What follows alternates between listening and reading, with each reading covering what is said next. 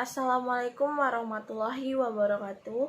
Perkenalkan, nama saya Fadila Nur Jauza. Saya dari kelas 2G dengan NIM 21000005255. Di sini saya akan menjelaskan tentang teori perkembangan kognitif. Teori perkembangan kognitif ini saya akan menjelaskan dua teori, yaitu teori perkembangan kognitif Piaget dan teori Levi-Vygotsky.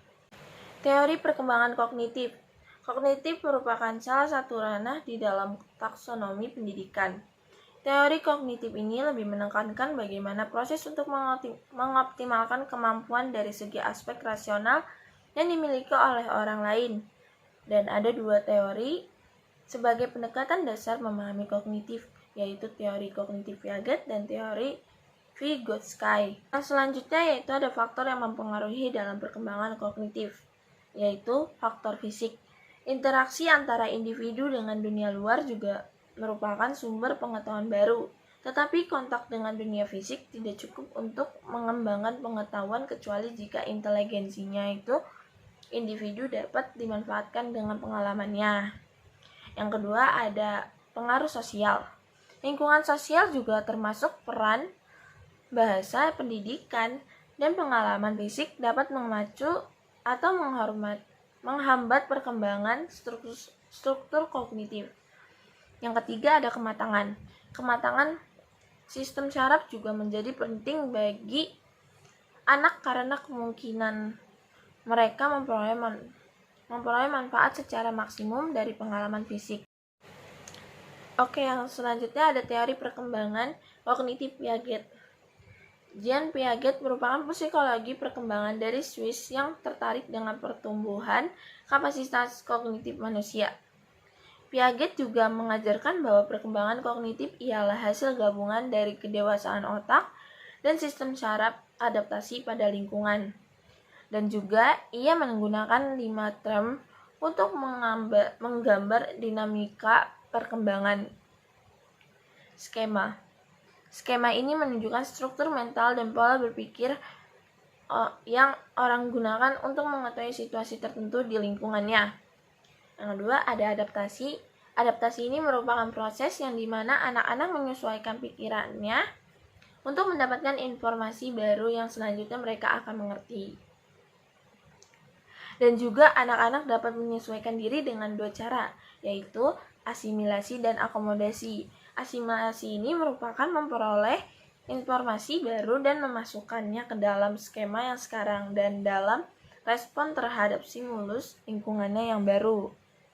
Asimilasi ini juga terjadi ketika individu mengembungkan informasi dengan ke dalam informasi baru ke dalam pengetahuan mereka yang telah ada.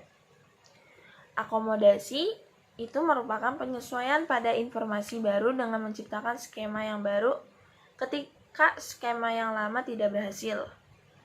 Dan anak-anak juga dapat memperoleh banyak informasi sehingga mereka dapat menyusun pemahaman tentang dunia secara berbeda.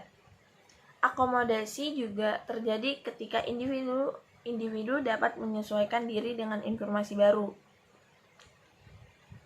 Konsep equilibrium atau keseimbangan esensial dalam definisi Piaget yaitu tentang kecerdasan sebagai bentuk equilibration.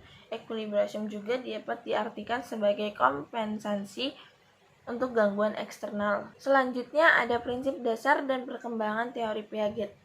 Jean Piaget juga dikenal dengan teori perkembangan intelektual yang menyeluruh yang juga mencerminkan adanya kekuatan antara fungsi biologi dan psikologis. Piaget juga menerangkan inteligensinya itu sendiri sebagai adaptasi biologi terhadap lingkungan.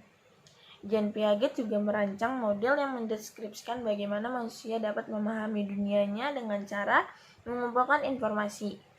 Dan seperti yang dikutip oleh Wolff, perkembangan kognitif dipengaruhi dengan kematangan aktivitas dan transmisi sosial. Yang selanjutnya juga ada Piaget juga menguraikan 4 tahapan perkembangan kognitif, yaitu sensori motor, preparasional, konkret operasional, formal operasional.